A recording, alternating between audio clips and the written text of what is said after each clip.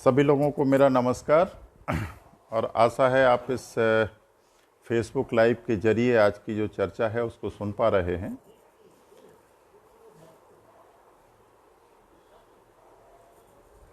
हम लोगों ने कुछ दिन पहले राष्ट्रीय शिक्षा नीति 2020 पर कुछ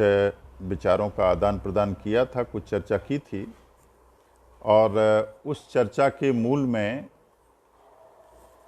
जो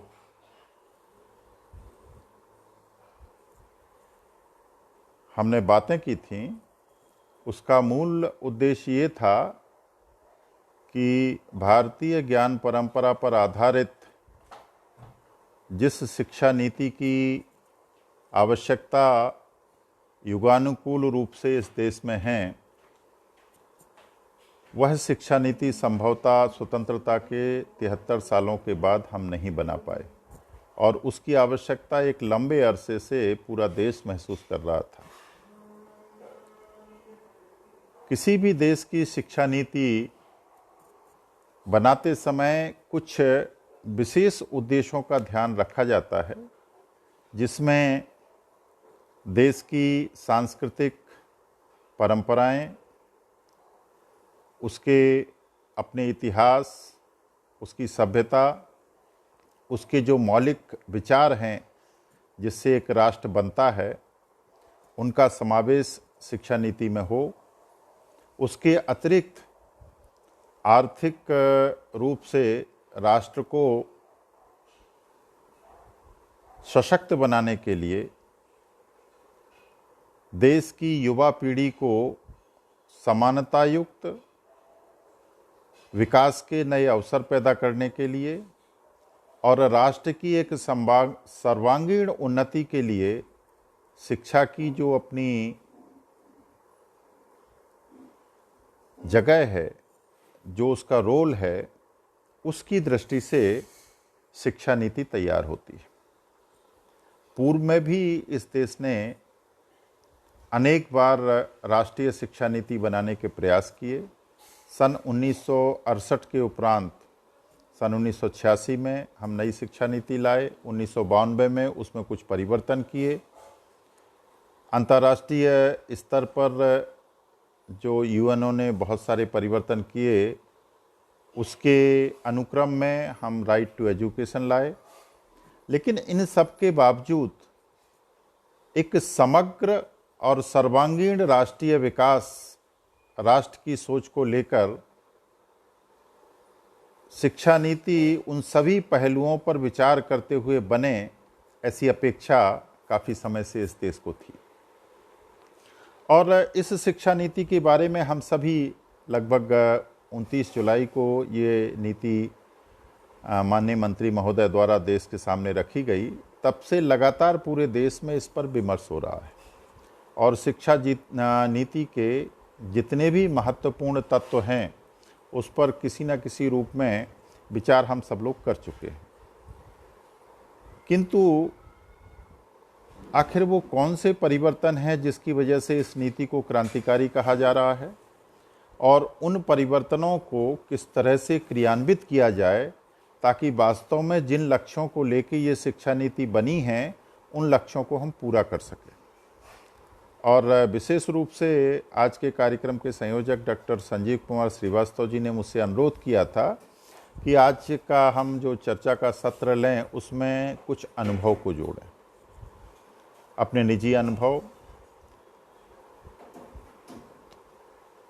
प्रथम सत्र में चर्चा में हमने एक पृष्ठभूमि दी थी कि भारत में औपनिवेशिक सोच की वजह से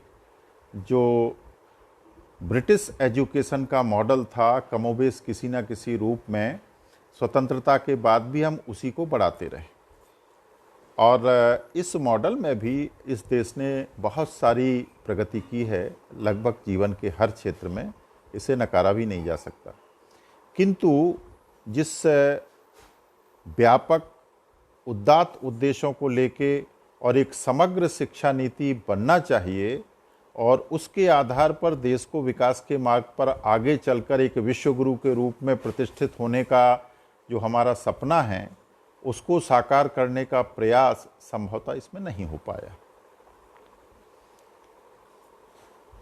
तो वो कौन कौन से कारण हैं जिससे हम एक मौलिक चिंतन की दिशा में आगे नहीं बढ़ पाए अपनी शिक्षा व्यवस्था को लेकर? पहला जो सबसे बड़ा कारण मुझे नज़र आता है कि 1835 से लेके 1947 तक, इस पूरे काल में भारतीय शिक्षण परंपरा जो कि ब्रिटिशों के द्वारा हम पर अधिरोपित की गई थी, हमारे ऊपर लागू की गई थी, उस पूरी व्यवस्था का उद्देश्य मूल रूप से इस तरह की मानव शक्ति का विकास करना था जो ब्रिटिश साम्राज्य के प्रति कृतज्ञ हों, जो पश्चिम की शिक्षण व्यवस्था को, पश्चिम की प्रगति को, पश्चिम की औद्योगिक क्रांति को अपना आदर्श माने, और इस देश के अतीत की जो भी ज्ञान परंपरा है, इस देश ने सातत्य रूप से जो भी विश्व का मार्गदर्शन किया है, उसके प्रति एक हीन भावना का विकास हो, ताकि ये देश ब्रिटिश साम्राज्य के प्रति सदैव के लिए अनुग्रहित रहे। और इसके दो बड़े उदाहरण आज मैं आपको दूंगा जो उस दिन मैंने चर्चा में नहीं लाए थे। पश्चिमी ज्ञान परंपरा ने लगभग 200 साल तक इस बात का प्रयास किया कि भारत की जो अनूठी वैदिक परंपरा के ग्रंथ हैं, चाहे वो वेद हों, चाहे उपनिषद हों, चाहे पुराण हों, चाहे ब्राह्मण ग्रंथ हों, गीता हो, महाभारत हो, रामायण हो, या जीवन के अन्य क्षेत्रों में, चाहे चरक हों, चाहे सुश्रुत हों, चाहे रसायन के क्षेत्र में बहुत बड़े बौद्ध वैज्ञानिक हमारे यहाँ एक से एक हुए हैं, उन सब के ज्ञान को रद्दी की टोकरी में कैसे फेंका जाए, उसको कैसे जो है खत्म किया जाए। और इसके लिए पहला जो कुचक्र रचा गया, हार्वर्ड, MIT, ऑक्सफोर्ड और इस तरह के विश्वविद्यालयों ने भाषाई आधार पर यह साबित करने की कोशिश की, theory of Aryan invasion. Aryan invasion theory का जो मूल था वह इस बात को प्रमाणित करना था कि भारत में ज्ञान नाम की कोई चीज़ नहीं थी। यहाँ आर्यों ने आक्रमण करके इस देश में जो भी ज्ञान स्थापित किया है वो मूलतः यूरोप से आया ज्ञान है। और इसमें एक और बड़ा नैरेटिव था, विशेष रूप से जर्मनी का, क्योंकि तत्कालीन साम्राज्यवाद की दौड़ में जहाँ फ्रांस और इंग्लैंड बहुत आगे थे, जर्मनी उसमें पिछड़ गया था। तो जर्मनी को एक बहुत सशक्त नैरेटिव की आवश्यकता थी। और जब लिंग्विस्टिक से बेसिस पर जर्मन और संस्कृत के भाषाई समानता जब मिली, तो बहुत सारे जर्मन वैज्ञानिकों ने, विद्वानों ने, विचारकों ने इस बात का लगातार प्रयास किया कि आर्यंस को जर्मन घोषित कर दिया जाए। यही प्रयास रसियन नैरेटिव में था। बाल्टिक से आर्य आए, इस बात का प्रयास था। मध्य एशिया से आर्य आए, इस बात का प्रयास रहा। और लगातार 250 साल तक, चाहे आर्कियोलॉजिकल एविडेंसेज हों, चाहे लिंग्विस्टिक एविडेंसेज हों, चाहे एक भाषा गढ़ी गई। संस्कृत प्राचीन भाषा नहीं है, इस बात को साबित करने के लिए प्रोटो यूरोपिक एक मनगढ़ंत भाषा गढ़ी गई। अब आप सोचिए विज्ञान का किस तरह से दुरुपयोग करके एक पश्चिमी नैरेटिव इस देश के ऊपर थोपा गया, ताकि ये देश द्रविड़ियन और आर्यंस की थ्योरी में बटा रहे। सौभाग्य से जब इस देश ने प्रगति की और जेनेटिक आधार पर, आनुवंशिकीय तथ्यों के आधार पर, जिनको हम जीवाश्म विज्ञान कहते हैं, उनके आधार पर, और विशेष रूप से जब अभी हाल ही में राखीगढ़ी में हरियाणा में खोज हुई, उत्तर प्रदेश के कुछ हिस्सों में और तमिलनाडु के कुछ हिस्सों में जब पुरातात्विक अवशेष हमें मिले, जिनमें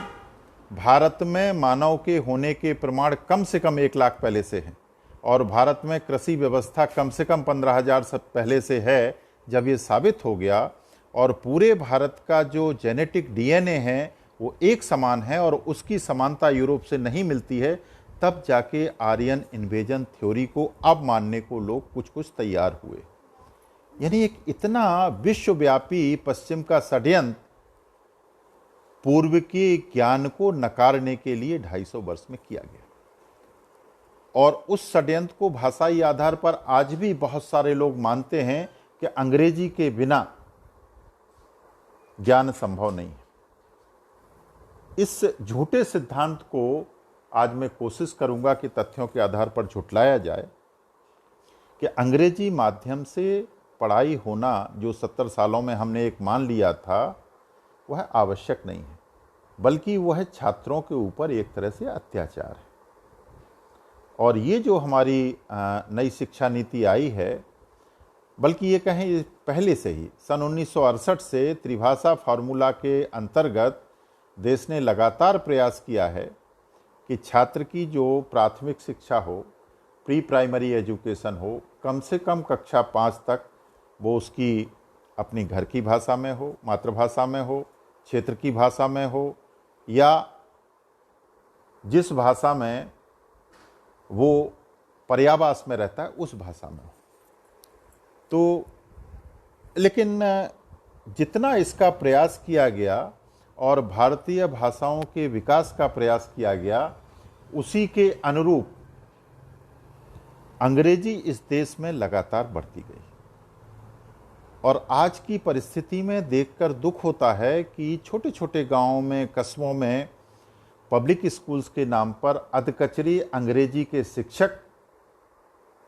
रॉटन ज्ञान को अधकचरे रूप से अंग्रेजी माध्यम में बच्चों को सिखाकर उनकी कॉग्निटिव स्किल्स को, उनकी जिज्ञासु प्रवृत्ति को, उनकी रचनात्मकता को किस तरह से मार रहे हैं, किस तरह से उन पर एक मानसिक अत्याचार लगातार ये देश सह रहा है।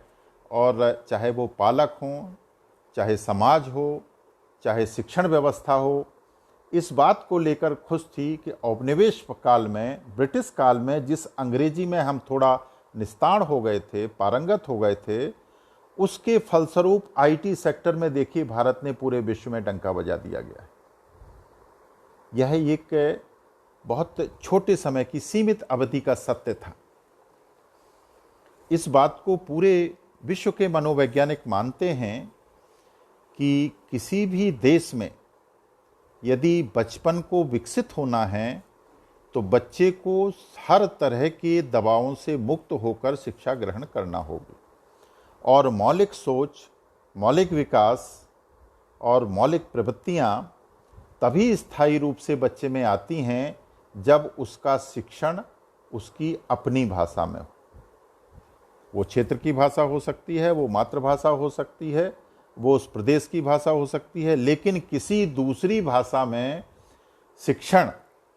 निश्चित रूप से मौलिक प्रवृत्तियों को विकसित नहीं करता है। एक बिल्कुल ऐसा अनुसंधान की निष्कर्ष हैं जिन पर किसी प्रकार का कोई आरोप नहीं। पहली बार राष्ट्रीय शिक्षा नीति इस बात का आग्रह करती है कि चाहे स्कूल निजी हों, चाहे स्कूल सरकारी हों, हर स्कूल में ये प्रयास होना चाहिए कि 3 वर्ष से लेके 18 वर्ष तक जब बच्चा 5+3+3+4 के शैक्षणिक स्ट्रक्चर में पढ़ाई करे या पढ़ाई करने के लिए प्री प्राइमरी स्तर पर तैयार हो,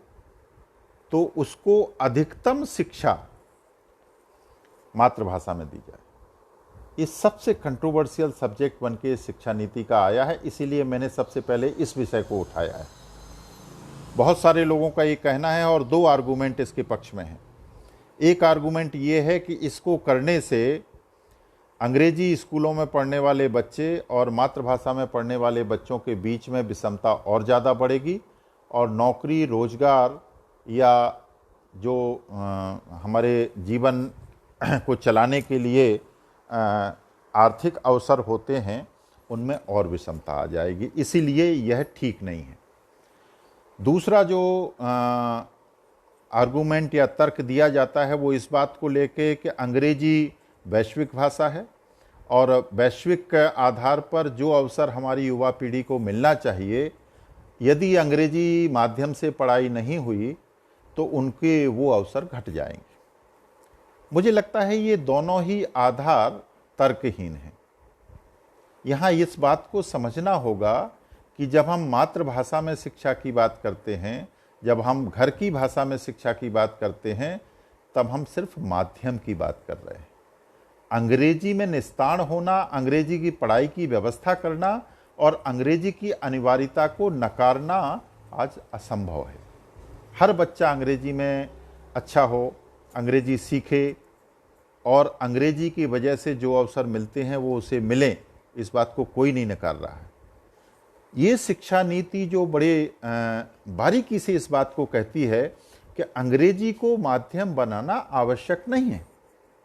आप इतिहास की शिक्षा, भूगोल की शिक्षा, गणित की शिक्षा, विज्ञान की शिक्षा, सामाजिक विज्ञान की शिक्षा, ह्यूमैनिटीज की शिक्षा अंग्रेजी में जब देते हैं तो बच्चे को शब्दों के अर्थ समझ में नहीं आते हैं, वो उन चीज़ों को अपनी मेमोराइज करने लगता है। इसको कहते हैं रॉटन एजुकेशन।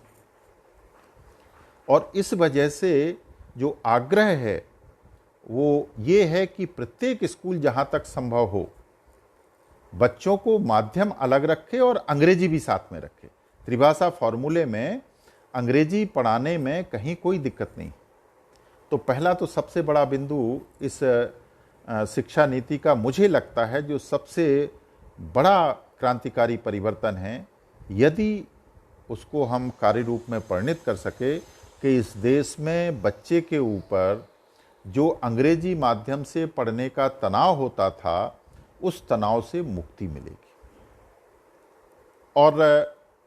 इससे जो बहुत सारी शंकाएं हो रही हैं उसको मैं अभी आपको 2 उदाहरण के साथ साबित करूंगा कि ये शंकाएं निर्मूल हैं। अपने यहाँ एक बहुत बड़े इनोवेटर हुए हैं लद्दाख में, सोनम वांगचुक, जिनको आपने 3 इडियट फिल्म में सब लोगों ने देखा, उनका ही कैरेक्टर था। सोनम वांगचुक पिछले 30-35 साल से लद्दाख के बीहड़ इलाकों में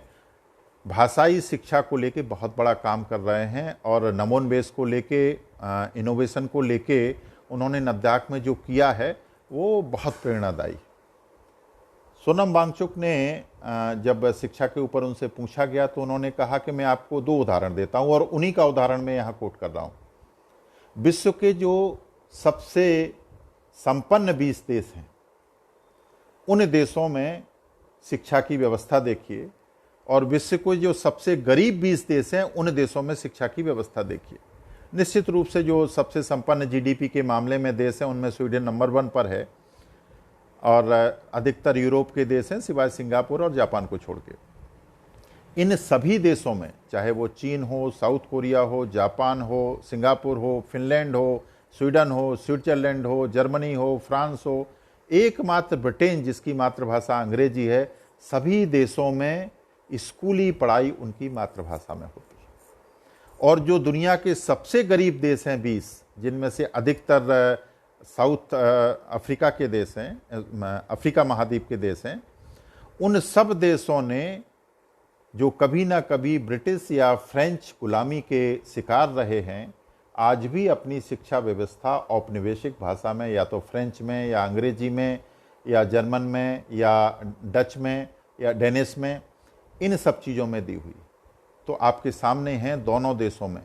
मातृभाषा में विशेष रूप से प्राथमिक शिक्षा एक अनिवार्य तत्व है बच्चे के नैसर्गिक विकास के लिए, उसकी कॉग्निटिव स्किल्स के विकास के लिए, उसके मनोवैज्ञानिक रूप से मुक्त रूप से विकसित होने के लिए और साथ ही उसकी मौलिक चेतना को एक मूर्त रूप देने के लिए। दूसरा जो एक अपने यहाँ के ही बहुत सारे उदाहरण हैं, सब लोगों को ये लगता है कि अंग्रेजी स्कूलों में शिक्षा बहुत बेहतर दी जाती है, जो मातृभाषा में स्कूल हैं उनमें शिक्षा कमतर दी जाती है। इनके भी 3-4 उदाहरण मैं आपको देता हूँ। पहला उदाहरण दिल्ली का जो सबसे अच्छा स्कूल है सरदार पटेल स्कूल, वो कक्षा 6 तक हिंदी में पढ़ाई होती है। रोड्स फेलोशिप अगर देश में सबसे ज़्यादा मिलती हैं ऑक्सफोर्ड की, तो वो सरदार पटेल स्कूल से मिलती है। दूसरा,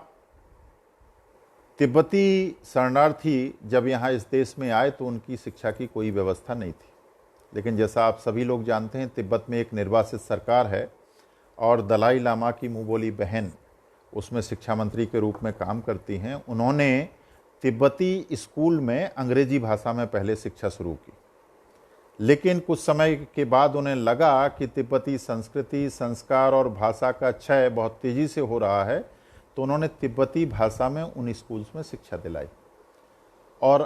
सीबीएसई के रिजल्ट में पिछले कई सालों से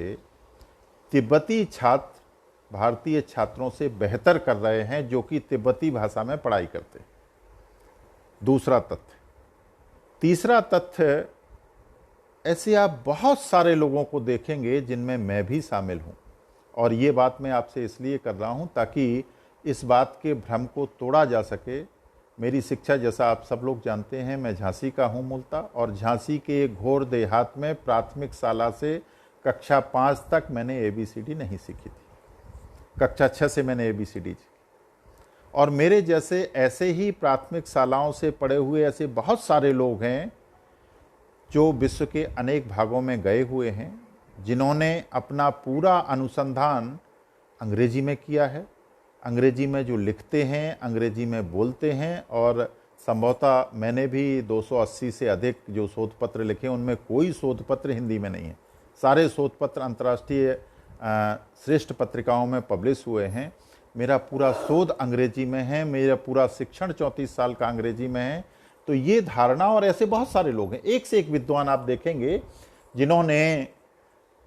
हिंदी में मातृभाषा में पढ़ाई की, लेकिन अंग्रेजी को सीखना या किसी भाषा को सीखना एक बिल्कुल अलग बात है, और उस भाषा में शिक्षा ग्रहण करना बिल्कुल अलग बात है। अतः मेरा आप सबसे ये अपील भी है कि इस जो शिक्षा नीति आई है, अभी तो नीति आई है, इसने एक सिर्फ दिशा दी है, लेकिन अभी कानून बनेंगे। चूंकि शिक्षा का विषय राज्य सरकारों और केंद्र सरकारों के समन्वय से चलता है, शिक्षा जो है हमारी समवर्ती सूची का विषय है, इसलिए राज्य सरकारों के ऊपर भी इस सामाजिक दबाव को बनाया जाए कि मातृभाषा में अच्छी शिक्षण की सामग्री, मातृभाषा में अच्छी शिक्षा की व्यवस्था, क्षेत्र की भाषा में अच्छे शिक्षक स्कूली शिक्षा में आए, और इस संकल्प के साथ कि ये देश मातृभाषा में शिक्षा देने के साथ साथ अपने बच्चों को वैश्विक रूप से जो कम्युनिकेशन की भाषा है अंग्रेजी में भी निस्तारण बनाएगा। साथ साथ हमारी जो क्लासिक भाषाएं हैं, तमिल है, बंगला है, संस्कृत है, कन्नड़ है, एक से एक हमारे यहाँ भाषाओं का साहित्य अपार है। तो त्रिभाषा के अंतर्गत हम निश्चित रूप से एक अपनी क्षेत्रीय भाषा भी सिखाएंगे ताकि बच्चों में एक मानसिक विस्तार शुरू से हो सके। ये एक बहुत बड़ा कदम है, और यदि ये हम कर पाए तो विश्वास मानिए, भारत में मौलिक चेतना, रचनात्मकता और बच्चों के अंदर स्वयं को विकसित करने की जो ऊर्जा असीमित रूप से है, उसको बाहर निकाल पाने में हम समर्थ होंगे। दूसरा जो बड़ा काम है कि जब हम शिक्षा देते हैं तो अपने परिवेश के साथ बच्चे को जोड़ने का काम होता है, और जितना भी कॉग्निटिव स्किल्स होती हैं वो 3 वर्ष से और 8 वर्ष के बीच में बच्चे के भीतर पूरी तरह से विकसित हो जाती हैं। इस दृष्टि से जो प्री प्राइमरी का कंसेप्ट इस शिक्षा नीति में आया है कि 3 वर्ष से लेके और 8 वर्ष तक बच्चा बिना किसी परीक्षा दिए, बिना किसी इवैल्यूएशन के पढ़ेगा। इस कंसेप्ट के मूल में जो है बच्चे की नैसर्गिक प्रतिभा का विकास करना। उसके लिए 2 बहुत मूलभूत समस्याएं हैं जिन पर हम सबको विचार करना होगा। पहली समस्या है कि इतनी आंगनबाड़ियां हमें क्रिएट करना पड़ेंगी, आनंदशालाएं क्रिएट करना पड़ेंगी, और उनमें बच्चों के लिए गतिविधि आधारित पाठ्यक्रम, खेल आधारित पाठ्यक्रम, लोक विधाओं के आधार पर बच्चों की शिक्षण, और प्राइमरी में जो छात्र पढ़ रहे हैं, प्री प्राइमरी के छात्रों के बीच में एक अंतरंगता, उनके बीच में इंटरेक्शन, उनके बीच में संवाद, यही एक बहुत बड़ा काम है। और मुझे नहीं लगता कि सरकार अपने पूरे प्रयत्नों के बावजूद इस काम को कर पाएगा। बच्चे को मुक्त अवस्था में, आनंद की अवस्था में शिक्षा के प्रति आकर्षित करने का और कोई विकल्प नहीं हो सकता है सिवाय इसके कि हम प्री प्राइमरी एजुकेशन को एक बहुत सुखद अनुभव के रूप में बच्चों को दें। ऐसी मेरी मान्यता है कि अभिभावकों को और समाज को एक जिस तरह से स्वच्छता अभियान को इस देश ने लिया है कि उसको सरकारी अभियान की जगह सामाजिक अभियान बनाया है, मुझे लगता है कि प्री प्राइमरी एजुकेशन में बच्चों की देखभाल, उनके लिए गतिविधि आधारित शिक्षा, खेलकूद आधारित शिक्षा, इस काम को यदि समाज ले लेता है तो मुझे लगता है समाज आधारित शिक्षा व्यवस्था की नींव जो कि इस भारतीय ज्ञान परंपरा की रीढ़ रही है, उसको पुनर्स्थापित करने में हम बहुत सफल रहेंगे। ये कैसे होगा, इसके लिए किस तरह के विचार होंगे, राज्यों के साथ इस संबंध में बात करना होगी, लेकिन समाज यदि जागृत होगा तो जो इसका मूल उद्देश्य है वो डाइल्यूट नहीं हो पाएगा। दूसरी बड़ी बात जिसको मैं देखता हूँ, कक्षा 3 से जब बच्चा प्राइमरी स्टेज में लर्निंग करता है तो इस देश का दुर्भाग्य रहा है और बहुत सारे सर्वे इस बात को बताते हैं कि बच्चा कक्षा 8 तक तो पहुंच जाता है, लेकिन साक्षरता और संख्यात्मकता जो मूल गुण हैं साक्षर होने के, यानी भाषा को पढ़ना और गणित के जो व्यवहारिक पक्ष हैं, सामान्य पक्ष जो रोज़मर्रा के जीवन में हम उपयोग करते हैं, उनका अनुभव करना, उनका उपयोग करना, ये लगभग 70 से 80% हमारे बच्चे नहीं सीख पाते हैं और यही कारण है कि कक्षा 8 तक जाते जाते ड्रॉप आउट रेट बड़ी तेज़ी से बढ़ती है। और विशेष रूप से दुर्भाग्य की बात यह है कि समावेशी शिक्षा का जो उद्देश्य हमारा है उसमें ड्रॉप आउट्स में वही छात्र ज़्यादा होते हैं जो वंचित तबकों से हैं, हमारी बच्चियां हैं, हमारे ऐसे छात्र हैं जो रूरल एरिया से आते हैं, जो वनांचलों से आते हैं, उनमें ये रेट ज़्यादा होती है। तो प्राइमरी स्टेज पर जो इस शिक्षा नीति में मैं बदलाव देखता हूँ कि प्राइमरी शिक्षा यानी कक्षा 3 से 5 तक की शिक्षा मूल रूप से बच्चों को गतिविधि के आधार पर भाषा और गणित में पारंगत करने का काम करेगी। यानी साक्षरता के जिन लक्ष्यों को हम पूरा नहीं कर पा रहे थे अपने तमाम प्रयासों के बावजूद, उन लक्ष्यों को यदि इस शिक्षा नीति को हम लागू कर पाए, बच्चों पर टेस्ट का, इवैल्यूएशन का, अच्छे मार्क्स लाने का इस बोझ से पूर्णता मुक्त करके उनको सीखने का काम, पढ़ाने का काम कम से कम करके पाठ्यक्रम को कम से कम किया जाए और बच्चों को सीखने के प्रति उनकी जिज्ञासा को ज़्यादा से ज़्यादा बढ़ाया जाए। हालांकि ये बहुत बड़ा काम है। SCERTs हैं, NCERTs हैं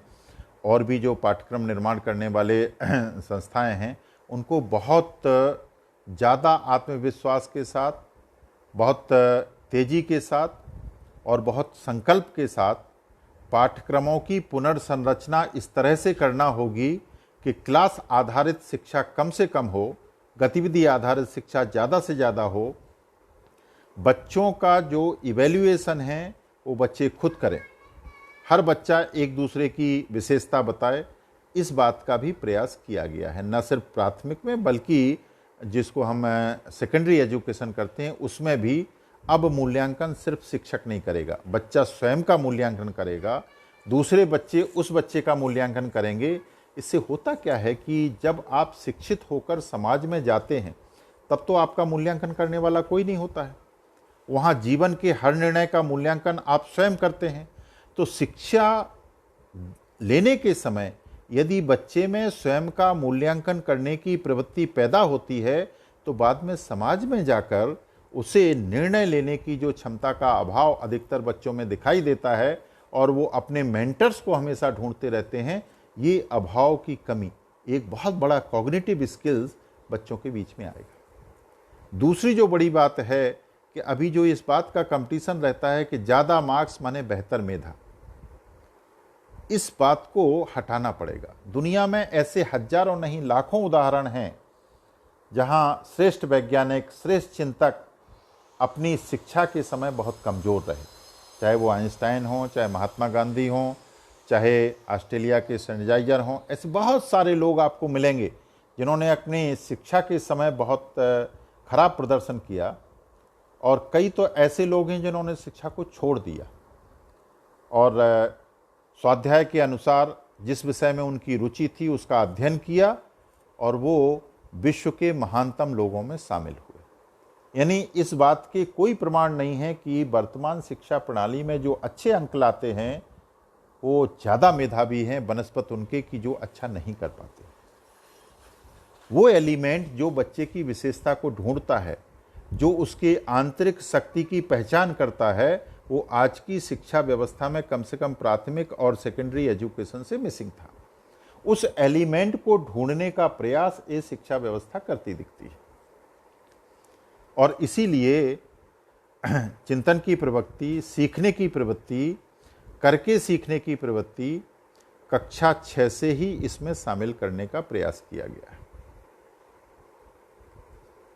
जब वोकेशनल एजुकेशन बच्चा जाता है, अगर वो करके कुछ देखता है तो वो उसमें स्थायी रूप से समाहित हो जाता है और वो जब पढ़ के सीखता है तो कुछ समय के बाद वो उसको विस्मृत कर देता है। दुर्भाग्य से हमारे देश में इस तरह की ज्ञान परंपरा बनी कि जो करता है वो छोटा होता है और जो पढ़ता है वो बड़ा होता है। करने वाले काम, चाहे वो प्लम्बर हो, चाहे इलेक्ट्रीशियन हो, चाहे वो कारपेंटर हो, चाहे वो लोहार हो, चाहे वो ट्रक ड्राइवर हो, चाहे वो सफाई कर्मी हो, जितने भी श्रम के काम हैं जिनमें कौशल लगता है, चाहे वो छोटे श्रम के काम हो, चाहे उद्योग में बड़े श्रम के काम हो, इन लोगों को समाज के रूप में सम्मान न देने के कारण ये कार्य अपने आप में छोटे माने जाने लगे और इस कारण से सने सने कौशल की महत्ता, श्रम की महत्ता शिक्षा व्यवस्था में कम होने लगी। इस बात को देखते हुए कौशल आधारित शिक्षा का विकास शुरू से करना और सिर्फ पढ़ाई के आधार पर जो एक हाइपोथेटिकल ज्ञान हमने अर्जित किया है, जिसको हम कहीं उपयोग नहीं कर पाते हैं, जिसको लागू नहीं कर पाते क्योंकि उसमें मौलिक चिंतन नहीं है, वो सीखा हुआ ज्ञान है, किसी का दिया हुआ ज्ञान है, उसकी वजह से लोगों ने एक क्लास बना रखा है। इसमें वर्ग भेद पैदा हुआ है। अच्छी अंग्रेजी बोलते हैं, अच्छी आपकी वोकेबुलरी है, अच्छा आपका कम्युनिकेशन स्किल है, तो आप एक बहुत सशक्त सीओई बन जाते हैं। आप चाहे उद्योग हों, चाहे सरकारी अच्छी नौकरियां हों, उनमें जाकर के आप जो है सिर्फ इसी आधार पर मेधा का चुनाव भाषा नहीं कर सकती, मेधा का चुनाव कम्युनिकेशन स्किल्स नहीं कर सकती, मेधा का चुनाव व्यवहारिक दृष्टिकोण से धैर्य है, संवाद है, कंपैशन है, करुणा है, जो ये मानवीय गुण हैं, उन गुणों का कितना विकास हुआ है और उनको कितना हम जब छात्रों को रोजगार देते हैं या उनको आर्थिक अवसर देते हैं, कितना उन गुणों को हम पहचानते हैं और उनकी समीक्षा करते हैं। इस शिक्षा नीति ने पहली बार प्रयास किया है। Degree will be less important, learning will be more important. Learners will be at the centre but learning will be the focus point. कितना सीखा है, क्या सीखा है, जो आपने अर्जित किया है वो कहीं जाएगा नहीं। पहले ये था कि आप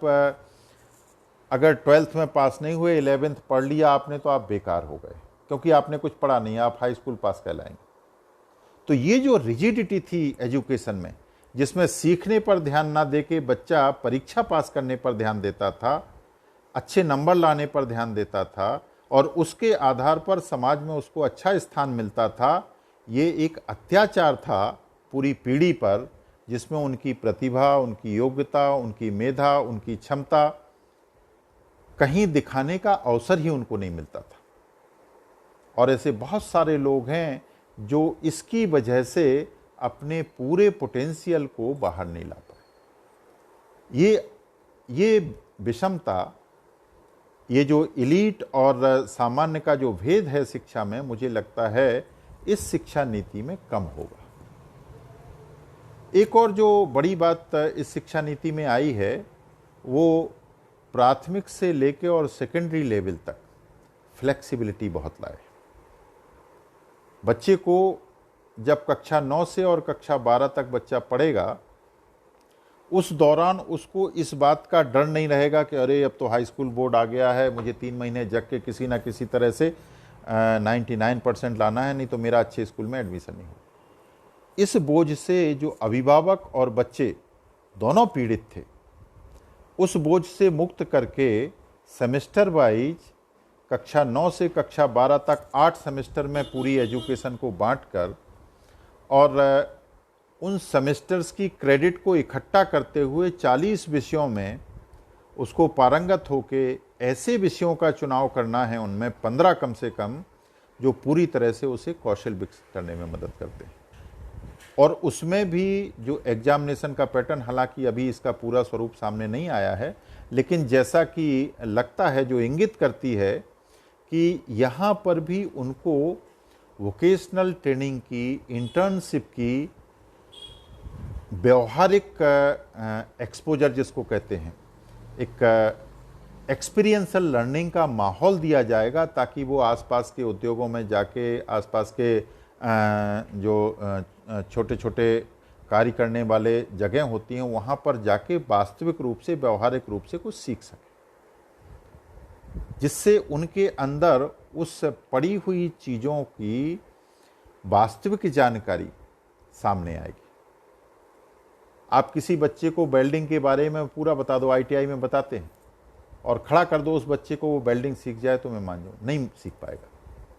हम लोग स्वयं जब शोध करते हैं और बड़ी बड़ी मशीनों पर शोध करते हैं, आप किसी के यहाँ जाके एक्सपेरिमेंट कराइए तो आप उस मशीन के बारे में नहीं जानते हैं, लेकिन जब आप उस मशीन को स्वयं खोलते हैं, रिपेयर करते हैं और उसके बारे में पूरा काम स्वयं हाथ से करते हैं, तो आपके लिए वो बहुत सुगम हो जाता है। तो जो अभी एक्सपीरियंशियल लर्निंग की कमी कम से कम प्राथमिक स्टेज में थी,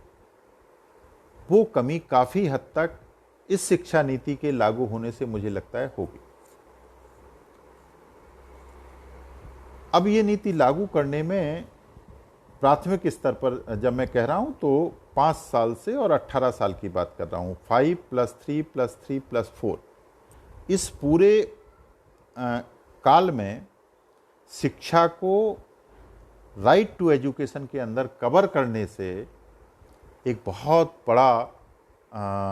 परिवर्तन होगा इस देश में। अभी जो हमें राइट टू एजुकेशन था वो 6 साल से 14 साल में था। तो 14 साल की उम्र तक, जब तक बच्चों को मध्याह्न भोजन मिलता था, जब तक उनको फीस का पैसा नहीं देना होता था, तब तक तो वो किसी तरह से स्कूल जाते थे। उसके बाद वंचित वर्गों के छात्र अधिकतर ड्रॉप आउट हो जाते थे। अब इस व्यवस्था के लागू हो जाने से प्री प्राइमरी से लेके कम से कम सेकेंडरी एजुकेशन तक, क्लास 12 तक, न सिर्फ बच्चे की एजुकेशन की गारंटी हो रही है, आप ड्रॉप आउट रेट को 0 कर रहे हैं। और साथ ही साथ क्लास 12 तक जो उसके अंदर एक और हीन भावना आती थी कि किस स्ट्रीम में वो जाएगा। वो विज्ञान पढ़ता था तो अपने आप को थोड़ा सा बड़ा समझता था, वो कॉमर्स पढ़ता था थोड़ा छोटा, और जो आर्ट्स पढ़ते थे वो अपने आप को ये समझ लेते थे कि अरे हमको ज़्यादा कुछ नहीं करना है।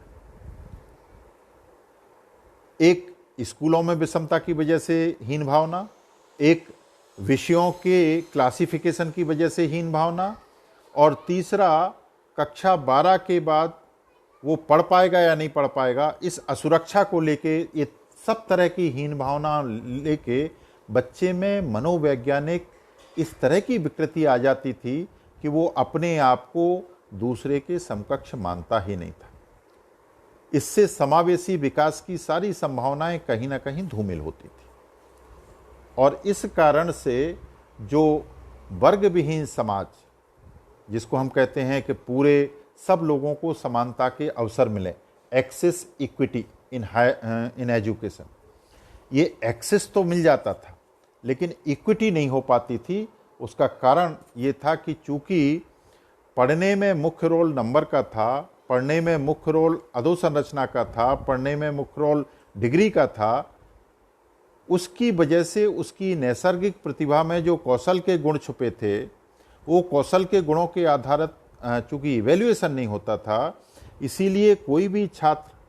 अपने कौशल के आधार पर आगे नहीं बढ़ता था, अपनी मेमोरी के आधार पर, अपनी मेहनत के आधार पर, उसके दिए जा रहे संसाधनों के आधार पर आगे बढ़ता था, तो ये जो डिस्क्रिमिनेशन था ये बढ़ता जाता था जैसे जैसे हम आगे जाते थे। इसको खत्म नहीं तो कम से कम बहुत हद तक कम करने में ये शिक्षा नीति बहुत प्रभावी दिखती है। अब हम बात करते हैं कि किसी भी शिक्षा नीति को आप कितना ही अच्छा बना लीजिए, उसके लिए ये देश कटिबद्ध हो जाए कि जो संसाधन है उनके विकास के लिए पैसे की कमी नहीं होने देंगे, जैसे कि ये शिक्षा नीति कहती है कि 6% ऑफ जीडीपी इस पर हम खर्च करेंगे, लेकिन उसके बावजूद भी इस बात की कोई गारंटी नहीं है कि नीति में जो निहित तत्व हैं उनका जमीन पर हम इम्प्लीमेंटेशन कर सकें, उनका क्रियान्वयन कर सकें। उसके लिए जो सबसे बड़ी बात है वो है शिक्षक। और इस देश में स्वतंत्रता के बाद यदि किसी का सम्मान सबसे ज़्यादा गिरा है, यदि किसी की अवमानना सबसे ज़्यादा हुई है, तो वो है इस देश का शिक्षक। अब आप देखिए, प्राचीन भारतीय परंपरा में हम गुरु की परिकल्पना करते हैं, और गुरु की परिकल्पना में एक भाव होता है, उसमें एक इमोशनल भाव होता है,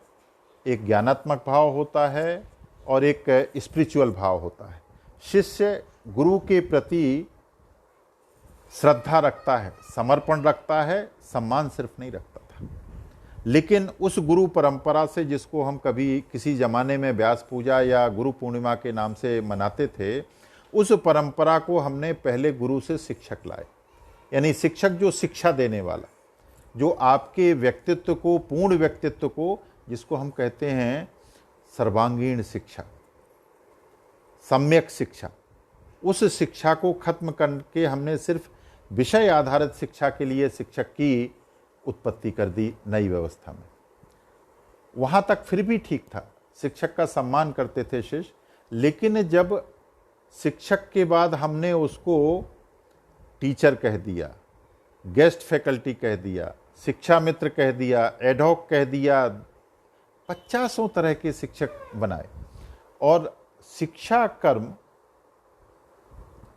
स्वयं की प्रेरणा से नहीं बल्कि मजबूरी में जब लोग करने लगे, तो शिक्षा के प्रति उनका शिक्षक का आग्रह वही हो गया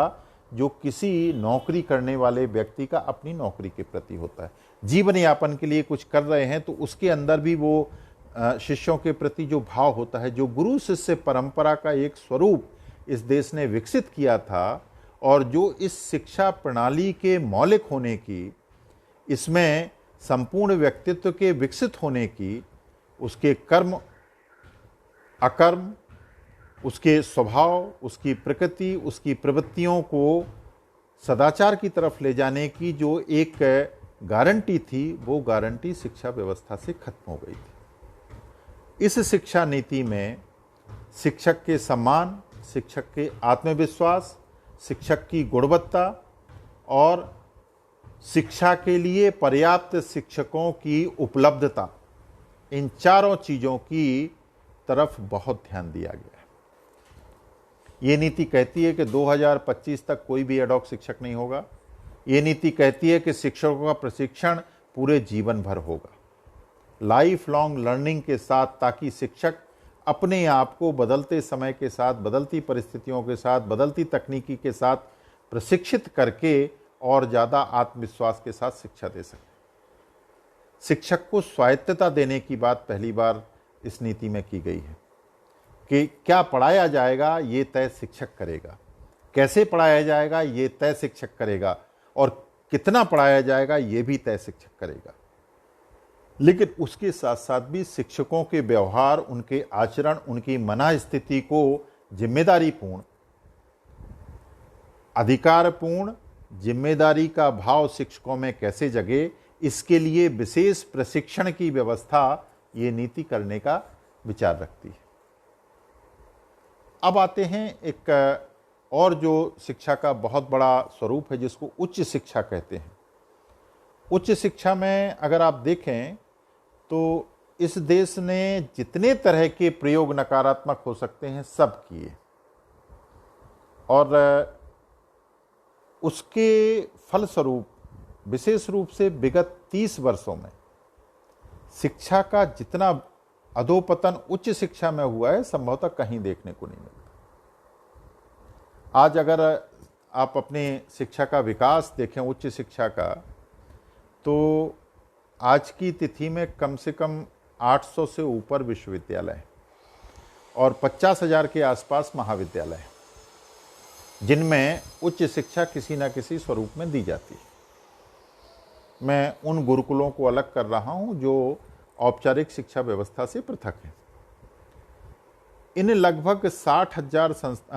50,000 संस्थानों में 1,000 विश्वविद्यालय और लगभग 48,000 महाविद्यालय। इनमें से 30,000 महाविद्यालय ऐसे हैं जो एकांगी महाविद्यालय हैं, जिनमें या तो सिर्फ बीएड की शिक्षा दी जाती है, या मैनेजमेंट की शिक्षा दी जाती है, या नर्सिंग की शिक्षा दी जाती है, या इंजीनियरिंग की शिक्षा दी जाती है। और इन महाविद्यालयों में शिक्षा का स्वरूप पूरी तरह से प्रोफेशनल के नाम पर व्यवसायी हो गया था। यानी शिक्षा के जो मूल उद्देश्य हैं, शिक्षा का जो एक जिसको कहते हैं एकेडमिक एम्बियंस, शिक्षा की जो शुचिता है, शिक्षा के जो उदात्त भाव हैं, शिक्षा में जो व्यक्ति निर्माण की प्रक्रिया है, उनका इन महाविद्यालयों से, या कुछ ऐसे विश्वविद्यालय भी हो गए हैं जिनको एकल विश्वविद्यालय आप कह सकते थे। ये जानबूझ के ऐसा करते हैं ऐसा मैं नहीं कह रहा हूं, लेकिन उनके विकास के साथ साथ व्यवसायी प्रवृत्ति उनके साथ साथ पनपी। और दूसरा क्या हुआ कि शिक्षा की गुणवत्ता के लिए शिक्षक की गुणवत्ता अनिवार्य हो गई, लेकिन इन महाविद्यालयों में से अधिकतर में शिक्षक की गुणवत्ता का विचार ही नहीं आया। और जो नियामक संस्थाएं हैं, उन नियामक संस्थाओं ने भी ऐसा नहीं कि ध्यान नहीं रखा, लेकिन वो उसको नियंत्रित करने में असफल रही,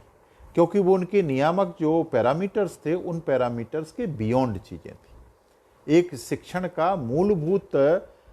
व्यवहार था जो शोधपरक रूप से सामने नहीं आ पाया कि यदि आप बहुआयामी, बहुभाषी, विविधता वाले देश में रहते हैं तो उसमें एकांगी शिक्षा आपको उसकी सामाजिक, राजनीतिक, आर्थिक चेतना से विलग कर देगी, इस बात का ख्याल ही उस शिक्षण व्यवस्था में नहीं आया। तो पहली बार इस बात को जिन लोगों ने भी, कस्तूरी रंगन आयोग के जितने भी सदस्य थे, उन्होंने बहुत बारीकी से इस बात को पकड़ा कि शिक्षण व्यवस्था में जो सबसे महत्वपूर्ण तत्व है वो है शिक्षा की विविधता। विभिन्न विभिन्न विषयों को सभी महाविद्यालयों में, सभी विश्वविद्यालयों में होना चाहिए। यह पहली गारंटी है कि जो उच्च शिक्षा में जो छात्र जा रहे हैं उनका बहुआयामी विकास होगा। दूसरी जो बात थी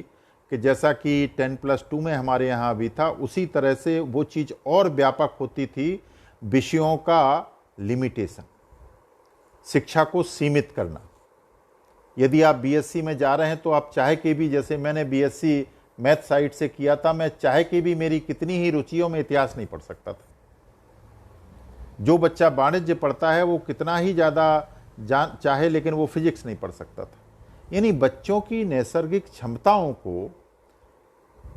सीमित करने का काम शिक्षा उच्च शिक्षा में करती थी। और दूसरा जो उससे भी बड़ी चीज है, विभिन्न विषयों के बीच के जो अंतर संबंध होते हैं,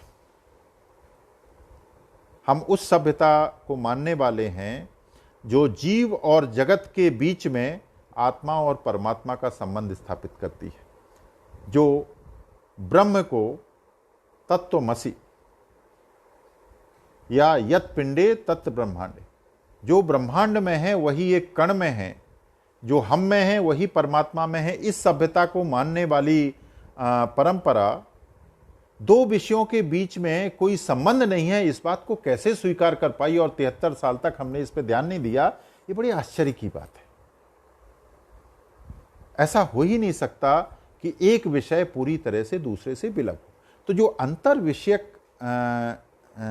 कनेक्शंस थे, जो बॉन्डिंग थी, वो इस देश की शिक्षा व्यवस्था से पूरी तरह से गायब थी। यानी एक तकनीकी का छात्र जो इंजीनियरिंग करता है और एक विज्ञान का छात्र जो भौतिकी करता है, वो दोनों एक साथ शोध नहीं कर सकते हैं। मेरे साथ कुछ, मैं इस मामले में अपने आप को भाग्यशाली मानता हूं, बहुत भाग्यशाली मानता हूं कि इस व्यवस्था में भी किन्हीं कारणों से मुझे बहुआयामी शोध का अवसर मिला। शिक्षण का तो नहीं मिल पाया क्योंकि व्यवस्था थी। मैंने मूल रूप से, मैं भौतिकी का अध्यापक हूं, तो भौतिकी का मैंने सीखा, लेकिन भौतिकी के साथ साथ मैंने ऐसे शोध की जिसमें रसायन शास्त्र का भी उपयोग था, तो मुझे रसायन शास्त्र को भी थोड़ा बहुत समझने का अवसर मिला। फिर मुझे एक ऐसे संस्थान में नौकरी मिली जो बायोफिजिक्स करता था, तो उसमें मुझे बॉटनी, जूलॉजी और इस तरह बायोकेमिस्ट्री, इस तरह के शिक्षकों के साथ रहने का अवसर मिला। फिर मैं कुछ ऐसे अनुसंधान किए जिसमें मूल रूप से जिसको कहते हैं एंथ्रोपोलॉजी, उनके लोगों के साथ काम करने का अवसर मिला। और अंतिम चरण में मुझे एक्सेलरेटर फिजिक्स करते समय कृषि विज्ञान के लोगों के साथ काम करने का अवसर मिला। इन अवसरों में मैं ये बात इसलिए नहीं बता रहा हूं कि मैं अपनी कोई प्रशंसा करना चाह रहा हूं, इस बात को मैं ये बता रहा हूं कि इस पूरे 24-25 साल की जर्नी में जब मुझे ये अवसर मिले, तो मुझे चीज़ों को समझने में न सिर्फ एक व्यापकता मिली, बल्कि उनके संबंध कितने सरल हैं, कितने आराम से जो व्यक्ति भौतिकी पढ़ता है वो बॉटनी समझ सकता है, वो इकोनॉमिक्स समझ सकता है, उनमें कोई मूल अंतर नहीं है। इसी तरह से बहुत सारे मेरे मित्र हैं जो भाषाओं में हैं, भाषा विज्ञान के मित्र हैं, वो बताते हैं कि यदि एक भाषा पर आपका अधिकार है तो अन्य भाषाओं के भाव समझने में, उनका क्लासिकल लिटरेचर समझने में आपको बहुत आसानी होती है। तो इन अंतर संबंधों को लेके जो एक विषय विषयक सीमाएं हमने बनाई थी, उन सीमाओं को तोड़ने का और पूरी तरह से तोड़ने का काम ये शिक्षा नीति उच्च शिक्षा के स्तर पर करती है। और न सिर्फ तोड़ने का काम करती है, बल्कि आपको बहुत सारी फ्लेक्सिबिलिटी भी देती है कि डिग्री के लिए पहाड़ की चोटी तक चढ़ना आवश्यक नहीं है। आप शुरू में चढ़े और आपने मान लीजिए किसी पहाड़ की चोटी के 100 मीटर नीचे जाके छोड़ दिया, तो आप चोटी फतेह नहीं कर पाए। पहले ये इस तरह की हमारी डिग्री व्यवस्था थी, लेकिन अब की व्यवस्था में आप 1 साल पढ़ते हैं तब भी आपको कुछ ना कुछ मिलेगा, आप 2 साल पढ़ते हैं तब भी मिलेगा, आप 3 साल पढ़ते हैं तब भी मिलेगा, और 4 साल पढ़ते हैं तो आप निस्तार होकर निकलेंगे। तो ये जो डिग्री स्तर पर ये जो 2 परिवर्तन बड़े किए गए हैं कि विषयों की जो सीमाएं हैं, ज्ञान की लिमिटेशन को खत्म किया गया है और बहुविषयक पाठ्यक्रमों पर जोर दिया गया है, ताकि जो वर्तमान व्यवस्था में है, पिछले दिन जब माननीय कैलाश जी बात कर रहे थे तो उन्होंने सिविल इंजीनियरिंग का एक उदाहरण दिया था। ये सिर्फ सिविल इंजीनियरिंग के लिए लागू नहीं है, हर बात में लागू होती है। कोई भी व्यक्ति जब कोई कार्य करता है तो उस कार्य करने में अगर कार्य जितना बड़ा होता है उतने ही लोगों को मिलके वो कार्य करना पड़ता है। और जब हम मिलके काम करते हैं तो उपनिषद हमको बताता है कि एक साथ काम करने के लिए एक साथ सीखना आवश्यक है, और एक साथ सीखने के लिए ये आवश्यक है कि आप जो सीख रहे हैं उसमें सर्वश्रेष्ठ सीखें, तभी टीम बनती है। तो ये जो टीम भावना से काम है, ये जो सामूहिक रूप से इस देश का दृष्टिकोण रहा है कि हम सामूहिक शक्ति में विश्वास करते हैं। हमारा एक व्यक्ति की आइडेंटिटी इस देश में कभी नहीं रही, हम किसी न किसी परिवार से जुड़े होते थे, और परिवार की जो एक सुखद कल्पना इस देश ने की थी, वो इस देश की समृद्धि का मूल आधार था, ताकि एक के भीतर कुछ कमजोरी होती है, दूसरे की ताकत उसको छुपा लेती थी। और परिवार की इस व्यवस्था को जैसे जैसे हम आगे बढ़ाते जाते थे, यानी जितना बड़ा परिवार उतना बड़ा हमारा हृदय होता है। व्यक्ति की व्यापकता का अर्थ भारतीय शिक्षा पद्धति में परिवार को बढ़ाना था, और जब हम समष्टि को परिवार बना लेते थे तो हम पूरी तरह से मुक्त हो जाते थे, व्यापक हो जाते थे। ये जो सिद्धांत रूप में हमारी जीवन की दृष्टि थी, उस दृष्टि को लागू करने का पहला सिद्धांत है दूसरे का सम्मान करना, दूसरे को समझना, समझाना नहीं, अपने से आगे दूसरे को रखना। ये जब बहुविषयक ज्ञान होता है, एक दूसरे विषयों के बीच के अंतर संबंध हम समझते हैं, तो न सिर्फ हमें ये विषयों को के आधार पर बहु विषयक विमर्श को समझने में, बल्कि जब हम समाज में आते हैं तो समाज को ठीक से समझने में बहुत आसानी होती है और समाज में हमारा जो कंट्रीब्यूशन है वो बहुत अच्छा हो जाता है। तीसरी जो सबसे बड़ी बात है कि उच्च शिक्षा में इस देश के, अगर आप जो लोग यूजीसी से गवर्न हो रहे शिक्षक हैं वो जानते होंगे कि 2010 में, बल्कि 2008 में आ गया था यूजीसी रेगुलेशन जो आया था, उसमें एक एपीआई शब्द है कि एकेडमिक इंडेक्सिंग आपकी कैसी है, और वो इंडेक्सिंग की बहुत सारी टेबल्स थी जिनमें हम सबका आकलन होता था। उसमें समय समय पे कुछ परिवर्तन हुए 2013 में, 2016 में, 2018 में, लेकिन वो शिक्षकों के बीच में इतना बड़ा तनाव क्रिएट करने का कारण बना और संभवतः स्वतंत्रता के 73 सालों में, पिछले 20 सालों में जितनी फर्जी शोध पत्रों का, शोध पत्रिकाओं का चलन बढ़ा, छापने की प्रवृत्ति, इवन पेटेंट्स कराने की प्रवृत्ति जितनी तेजी से आई, ऐसे लगा कि शिक्षक का और शोधार्थी का जो मौलिक गुण था उसको खोकर किसी एक रेस में हम घुस गए। निश्चित रूप से जैसा हम जानते हैं हर व्यक्ति के अंदर हर क्षमता नहीं होती है, ना उसकी रुचि होती है। तो हर व्यक्ति शोध करे, हर व्यक्ति अच्छा शिक्षक हो, हर व्यक्ति अपने आप को एक ही दिशा में दौड़ाए, ये जो पश्चिम की सोच है कि सब एक जैसे हो जाएं, विकास का एक ही मॉडल हो, सारी चीजें एक रूपता में आ जाएं, ये स्वीकार ही नहीं हो सकता है और ना ही ये किसी तरह से सहयोगी हो सकता है। विविधता ही हमारी प्रकृति है और अगर आप प्राकृतिक रूप से जो यूनिवर्सल सिद्धांत है वो ये मानता है कि जब तक आप एक्साइटेड होंगे तब तक आप स्थायी नहीं हो सकते।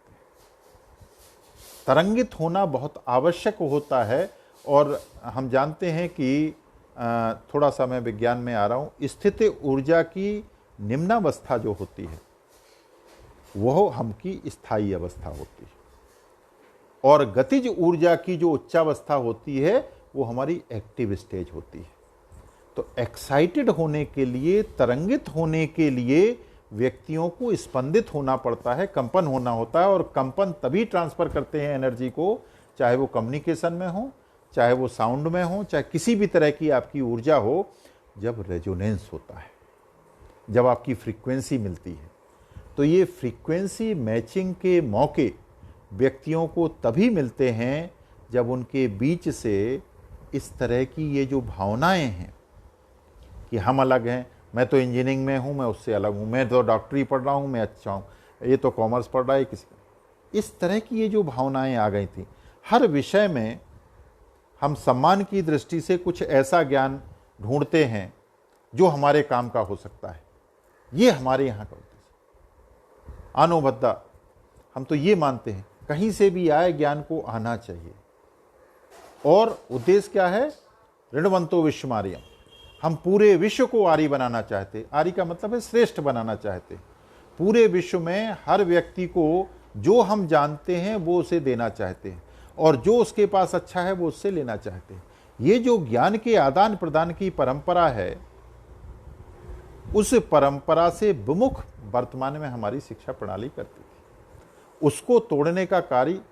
नीति के आधार पर तो अभी हो गया है, एक दिशा तो हमें मिली है, लेकिन ये कार्य सबसे कठिन कार्य है। क्योंकि जब हम विश्वविद्यालयों का वर्गीकरण करेंगे कि जिनको शोध अच्छा लगता है उनके लिए शोध के विश्वविद्यालय हैं, जिनको शिक्षण अच्छा लगता है उनके लिए शिक्षण के विश्वविद्यालय हैं, और अधिकतर जो मेजॉरिटी के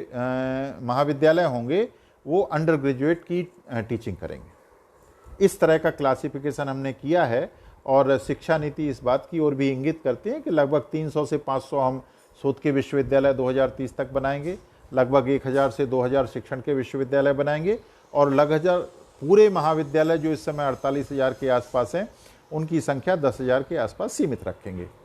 एकल महाविद्यालय जहाँ तक होंगे समाप्त हो जाएंगे और इन महाविद्यालयों की अपनी स्वायत्तता होगी जहाँ तक इनको प्रमाण पत्र देना है, डिग्री देना है, और ये महाविद्यालय ग्रेडेड ऑटोनॉमी के आधार पर आगे लिए जाएंगे। अब यही सबसे बड़ा प्रश्न है कि कहीं ये एक नए वर्ग भेद को तो पैदा नहीं कर देगा। कहीं ऐसा तो नहीं होगा कि जो रिसर्च यूनिवर्सिटी हैं वो अपने आप को बड़ा मानने लगें, जो टीचिंग यूनिवर्सिटी हैं वो छोटा मानने लगें, और जो महाविद्यालय हैं वो सीढ़ी पर सबसे नीचे आके रह जाएं। उससे होगा क्या, इस बात की चिंता और इनके कार्यान्वयन में इस बात का ध्यान हमको रखना पड़ेगा कि इनमें ग्रेडेशन ना हो, इनमें रुचि के आधार पर। और तीनों तरह के शिक्षा, उच्च शिक्षा संस्थानों में एक्सेस यानी क्षमता के आधार पर बच्चे को प्रवेश की व्यवस्था रहे, इस बात का भी ध्यान क्रियान्वयन के समय हमें रखना पड़ेगा। तीसरी जो चीज़ इसमें है कि न सिर्फ आप बल्कि विश्व में जो विकसित देश हैं उनके जो सबसे अच्छे विश्वविद्यालय हैं उनमें सबसे ज़्यादा विद्यार्थी भारत से जाते हैं, चाहे वो अमेरिका हो, चाहे जर्मनी हो, चाहे फ्रांस हो, चाहे ऑस्ट्रेलिया हो, चाहे ब्रिटेन हो, और अब तो सिंगापुर भी उस श्रेणी में आ गया है जहां बहुत सारे लोग जाते हैं नेशनल यूनिवर्सिटी ऑफ सिंगापुर में। उसके कारण होता क्या है कि ज्ञान की जो तीव्र इच्छा जिन लोगों में होती है, निश्चित रूप से वो सबसे अच्छे ब्रेन भी होते हैं। तो एक देश का सर्वाधिक जो मेधा वाला छात्र है वो ज़्यादा से ज़्यादा पैसा देके विदेश में पढ़ता है, और अधिकतर समय चूंकि वहाँ अच्छी सेवाएं हैं वहाँ रह जाता है। तो देश का एक जो क्रीमी लेयर है वो देश से बाहर जाता है। देश का जो हमारा बहुत इम्पोर्टेंट विदेशी धन है, यानी डॉलर में जो पैसा है वो हमको वहाँ देना पड़ता है, और ये नंबर बहुत बड़ा है। देश से हर साल लगभग 2.5 से 3 लाख बच्चे जाते हैं, और उसकी वजह से जो देश के संसाधन को, देश की मेधा की जो क्षति होती है उसको रोकने के लिए एक उपाय ये किया है कि 100 अच्छे विश्वविद्यालय जो टॉप की यूनिवर्सिटीज हैं उनको भारत में लाया जाए, और अपने विश्वविद्यालयों के जैसे ही साधन उनको देके, बराबरी के लेवल प्लेइंग फील्ड देके एक कंपटीशन की प्रोसेस शुरू की जाए, ताकि हमारे विश्वविद्यालयों को भी उसी स्तर पर लाने का प्रयास हो। 2 चीज़ें इसमें होंगी। नंबर 1, जिनको शोध में रुचि नहीं है, शिक्षण में रुचि है, वो शोध के भार से लगभग मुक्त होंगे, और जिनको शोध में रुचि है, शिक्षण उनकी सेकेंडरी है, वो शोध के लिए नए अवसर पाएंगे। और अभी जो शोध होता है वो मूल रूप से 2 चीज़ों को लेकर होता है, कितना अच्छा पब्लिकेशन, कितना अच्छा पेटेंट। जैसे मेरा जब आप परिचय दे रहे थे तो 280 पेपर पब्लिश किए। जब ये सुनते हैं तो लगता है कि मैं कोई बाहर से बहुत बड़ा, ऐसा नहीं होता है। कोई भी व्यक्ति यदि कुछ लिखता है तो वो प्रकाशित होगा, वो कुछ करता है तो प्रकाशित होगा। ये शोध नहीं है। शोध एक प्रवृत्ति है। शोध एक पूरी तरह से एक अवधारणा के रूप में ज्ञान को प्राप्त करने का एक ट्रेंड, प्रशिक्षित माध्यम है, और उसके अनुसार किसी समस्या का समाधान मूलक निष्कर्ष निकालना ही शोध का अंतिम लक्ष्य होता है। यानी या तो ज्ञान में हम वृद्धि करें, या ज्ञान की जो छवि है उसको एक नए तरीके से देखने का प्रयास करें, या वर्तमान में जो ज्ञान है उसके आधार पर उसको कहीं अनुपयोग करके उसमें उसको समाज के लिए उपयोगी बनाएं, या जो बड़ी समस्याएं हैं उनके जो राष्ट्रीय या अंतर्राष्ट्रीय हलों की तरफ हम नहीं पहुंच पा रहे हैं उनको पहुंचाने का काम करें। जैसे आज आपने देखा होगा हाइपरसोनिक मिसाइल के लिए हमने जो है आज इसरो ने परीक्षण किया और हम सफल रहे। तो वो एक दिन में तो नहीं हुआ, उसमें बहुत सारे वैज्ञानिकों ने लगातार, लेकिन उनका काम पेपर पब्लिश करना नहीं था। उनका काम था कि हम हाइपरसोनिक टेक्नोलॉजी का विकास देसी तरीके से कैसे कर सकें। इसी तरह से बहुत सारे क्षेत्र हैं, ऊर्जा का क्षेत्र है, हमारे यहाँ बीमारियों के क्षेत्र हैं, नए नए टीके विकसित करना, पूरी जनसंख्या को सस्ती दवाइयाँ उपलब्ध करना, किस तरह से जो नई तकनीकी आई हैं, जैसे हम लोगों के क्षेत्र में एक्सेलरेटर के आधार पर रिएक्टर्स को चला के देश को ऊर्जा से पूरी तरह से स्वावलंबी बनाना, कृषि के क्षेत्र में न सिर्फ देश की जनसंख्या के लिए भोजन की व्यवस्था करना, बल्कि देश की जो कृषि भूमि हमारी बहुत महत्वपूर्ण है और उसमें बहुत ज़्यादा फैलाव नहीं हो सकता, उसको ज़्यादा उपजाऊ बनाना, खेती को ज़्यादा टेक्नोलॉजी ड्रिवन बनाना, किसानों को ज़्यादा मजबूत करना, हमारे फल हैं, हॉर्टिकल्चर का एक सेक्टर है, बहुत सारे ऐसे क्षेत्र हैं जिनमें अनेक चैलेंज हैं।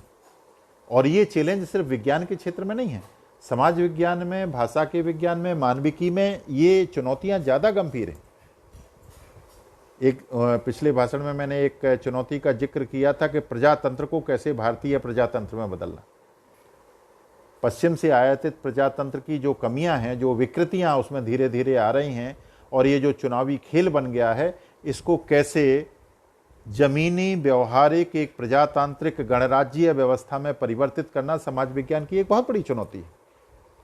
आर्थिक विषमता को किस तरह से कम करके सभी को समान अवसर देते हुए अपने अपने क्षेत्र में बढ़ने के लिए, समावेशी विकास के लिए जमीन तैयार करना, ये मानविकी की बहुत बड़ी समस्या है। तो इस तरह के सोच, जिनको मिशन मोड रिसर्च कहते हैं, उन रिसर्चेस को बढ़ावा देने के लिए नेशनल रिसर्च फाउंडेशन की व्यवस्था की जा रही है। ये एक पहली बार है, लेकिन जो शोध पहले से चल रहे हैं, जैसे department of science and technology है,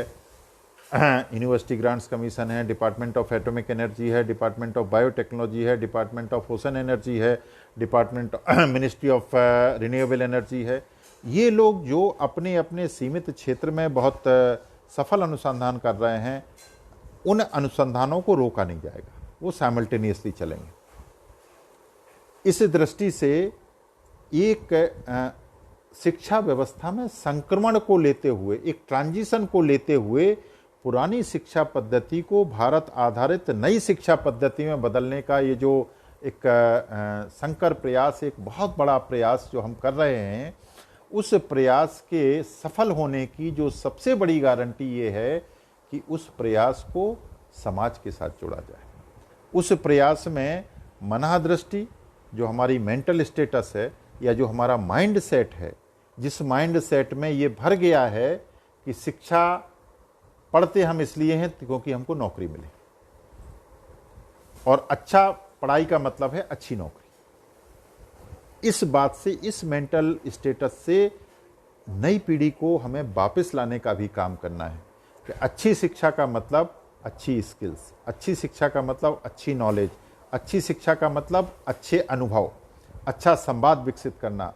अच्छी एक्सपीरियंसेस गेन करना, अच्छी स्किल्स डेवलप करना, और उसके आधार पर निश्चित रूप से राष्ट्र की आवश्यकताओं के अनुसार अवसर तो आपको मिलेंगे समाज में, और उन अवसरों में रोजगार निश्चित रूप से शामिल होगा।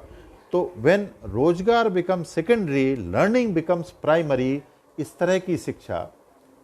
जो भारत के मूल तत्वों के साथ जुड़ी हुई, एक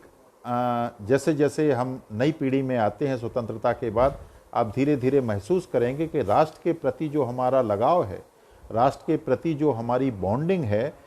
उसमें कहीं ना कहीं कमी आती है। ऐसा नहीं कि वो कम राष्ट्रभक्त हैं, लेकिन उनको उन चीज़ों के बारे में ज्ञान ही हमने नहीं दिया। वो हमारी जो गौरवशाली अतीत की परंपराएं हैं उनको जानते ही नहीं हैं। जो हमारी सभ्यता है, जो हमारी संस्कृति है, जो हमारी कला है, जो हमारा इतिहास है, जो हमारा भूगोल है, जो हमारे प्राचीन दर्शन हैं, कितने छात्र हैं जो हमारे छहों दर्शनों का, जैन और बुद्ध दर्शन का ज्ञान जानते हैं, सिवाय इसके कि जिनको पढ़ाया जाता है फिलॉसफी में या एजुकेशन के कुछ छात्रों को। तो इस तरह की जो अमूल्य चीजें हैं, जो विश्व की पूरी व्यवस्था को बदलने में सक्षम है, मानव की नीति और नियति को बदलने में सक्षम है, उसके पूरे व्यक्तित्व में नई संभावनाएं जारी करने का जो काम करती हैं, ऐसे ज्ञान को भारत भाव के रूप में, भारत बोध के रूप में शुरू से लेके आखिर तक पढ़ाया जाए, यह निश्चय भी ये शिक्षा नीति करती है। और उसकी वजह से ये होगा कि युवा पीढ़ी जहां एक ओर आधुनिक विज्ञान और तकनीकी से सुसज्जित होगी, जो information communication based technology, digital technology है, उसका अधिकतम उपयोग करेगी, उनको अवसरों में बदलने के लिए हर क्षेत्र में प्रयास करेगी, उसके साथ ही साथ व्यवहार के स्तर पर, धरातल के स्तर पर अपनी उन जड़ों से भी जुड़ी रहेगी जो किसी भी देश को एक राष्ट्र के रूप में इकट्ठा रखने के लिए बहुत आवश्यक तत्व है। मुझे नहीं पता है कि कितना समय हो गया है, लेकिन मुझे लगता है लगभग 1 घंटा हो गया है, तो मैं अपनी बात को ये कहते हुए कि अंतिम रूप में शिक्षा नीति में क्रियान्वयन के लिए जो लक्ष्य हैं वो भी सुझाए हैं, और उन लक्ष्यों में 2025, 2030 और 2040 और 2022 ये 4 लक्ष्य मुख्य रूप से उन्होंने लक्ष्य। इन लक्ष्यों के प्रति भी हमको विमर्श करना चाहिए। जैसे 2022 में हमारा लक्ष्य है कि शिक्षा की जो ये नीति है इसमें बृहद विमर्श करके केंद्र के स्तर पर और राज्य के स्तर पर जो आयोग बनना है, जो बहुत सारी निकाय संस्थाएं बनना है, चाहे मानकों के लिए, चाहे विनियामक के लिए, चाहे पाठ्यक्रम के लिए, वो चाहे वित्त पोषण के लिए, वो सारी संस्थाएं बन के तैयार हो जाए। यहाँ तक तो काम इसमें समाज का बहुत ज़्यादा काम नहीं है, ये राज्य और केंद्र के बीच में विमर्श का और सरकारी। लेकिन इसके बाद जो काम है 2025 तक का हमारा जो लक्ष्य है कि हम संपूर्ण साक्षरता को हासिल कर सकें, उसके लिए मुझे लगता है कि समाज में एक ऐसी प्रवृत्ति पनपना चाहिए, हर स्कूल के साथ उसके आसपास के पर्यावास में ऐसी पढ़ी लिखी महिलाएं, ऐसे रिटायर्ड लोग, ऐसे समाज सेवी लोग, उनकी एक टोली होना चाहिए जो उन बच्चों को हफ्ते में 1 दिन अपने विषय के बारे में बातचीत करें, चर्चा करें, कोई खेल खिलाए, कोई शारीरिक शिक्षण के लोग हो सकते हैं। तो स्कूल और समाज के बीच में अगर प्रगाढ़ संबंध होंगे और उनका उपयोग प्री प्राइमरी और प्राइमरी शिक्षण के लिए गतिविधियों के लिए हम करेंगे, तो जो सरकारी बोझ आंगनबाड़ियों को बढ़ाना, आनंदशालाएं बनाना, प्री प्राइमरी स्कूल्स खोलना, ये बोझ जब कम होगा तो हमारे लिए इनको लागू करना बहुत आसान हो जाएगा, और समाज भी शिक्षा के प्रति अपने उत्तरदायित्व को, जिसको वो लगभग भूल गया है, उसके प्रति थोड़ा थोड़ा जागरूक होगा। दूसरा एक बहुत बड़ा काम, अंग्रेजी माध्यम के जो स्कूल हैं उन्होंने ऐसा नहीं है कि कुछ नहीं किया है, उन्होंने बहुत अच्छे संसाधनों के साथ, बहुत अच्छे अनुशासन के साथ अपने ओर से बहुत अच्छी शिक्षा व्यवस्था बच्चों को देने का काम किया है, और बहुत अच्छे अंग्रेजी स्कूल्स जिन्होंने एक पूरी 2 पीढ़ी कम से कम निकाली हैं, तो उनके प्रति ये लेके कि ये इस देश के दुश्मन है और अंग्रेजी में पढ़ा, ये नहीं करना है। उनको भी समाज को और शिक्षाविदों को कन्विंस करना है कि आप थोड़ा सा ऐसा अपने आप को करिए ताकि आप और जो सरकारी स्कूल उनके बीच में गैप कम हो। ये हमको आग्रह के साथ करना है, अधिकार के साथ नहीं करना है, और उनकी अच्छी चीज़ें सरकारी स्कूल में लागू हों। इसके लिए सबसे अच्छा जो मॉडल सरकार ने दिया है इस शिक्षा नीति में, वो क्लस्टरिंग ऑफ स्कूल। एक स्कूल है उसमें बहुत अच्छा अंग्रेजी स्कूल है, बहुत अच्छा उसमें ऑडिटोरियम है, उस ऑडिटोरियम का उपयोग उस के आसपास के सरकारी स्कूल जिनमें नहीं है वो करें, क्योंकि 24 घंटे तो ऑडिटोरियम उपयोग नहीं होता है। बहुत अच्छे क्लासरूम है, फर्नीचर है, वो करें। और हो सकता है कि योगा सरकारी स्कूलों में ज़्यादा अच्छा सिखाया जाता हो, वो योगा सीखने के लिए बच्चों को यहाँ भेजें। तो इससे क्या है, बच्चों के बीच का जो भेद है, बच्चों के बीच में जो विषमता है, और वो बाद में जाके एक सामाजिक वर्ग भेद के रूप में दिखाई देती है, वो कम होगी। लेकिन इसके लिए गंभीरता के साथ, ये मानते हुए कि हाँ ये शिक्षा नीति लागू हो सकती है, इस आत्मविश्वास के साथ, और इस शिक्षा नीति को लागू करना इस देश के नए भारत के लिए, आत्मनिर्भर भारत के लिए, भविष्य के भारत के लिए अति आवश्यक है। जब समाज के प्रत्येक वर्ग में ये भावना आएगी, तब मुझे लगता है इस शिक्षा नीति को हम ठीक तरह से लागू कर पाएंगे। मैं हो सकता है विषय से बीच बीच में भटक गया हूँ, या कुछ बातें अतिरंजित हो गई हों। यदि किसी तरह की कोई गलती हो तो आप लोगों से क्षमा याचना करता हूं। और यदि किसी को किसी भी प्रकार का कोई विमर्श करना है, या कोई प्रश्न है, कोई जिज्ञासा है, तो उसके लिए सहर्ष आपका स्वागत है। बहुत बहुत धन्यवाद।